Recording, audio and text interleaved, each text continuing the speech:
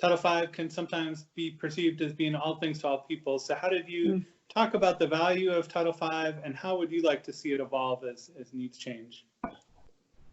Well, I think this is where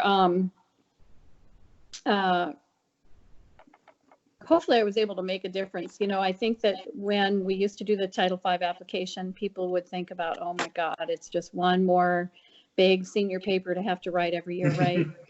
And I found very early on that it was an opportunity to really highlight the data that we were collecting, and that in itself gave credence to why we had such a robust epidemiology unit in our section. And by doing so, we were able to put that data into action. And I think that might have been a term that AMCHP coined. But for me, it was really kind of the lifeblood of what we were doing.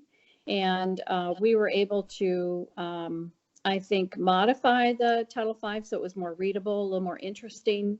Used it not so much for storytelling necessarily, but made it relevant for the folks who were going to read it so that it was usable. And at least in my time at the state, you know, I would frequently hear people say, well, they use this, you know, data table, or they use this, you know, sort of section of what we had written about for their application, whatever. So I think that the Title V grant application and its revised effort that many of us worked on to make it more relevant can help you then narrow down your scope of what you're going to do. And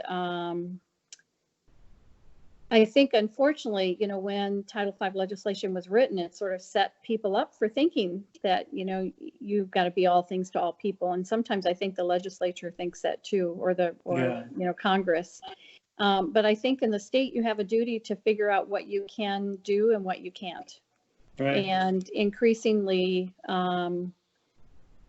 you know, states are having to do that. You're not going to be able to use it for every single woman and child.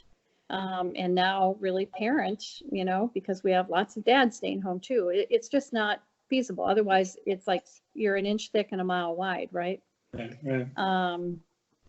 So I think that helping legislators to sort of understand that these are the priorities based upon data, and this is what you're going to use your money for, are, you know, is part of our responsibility. Excellent.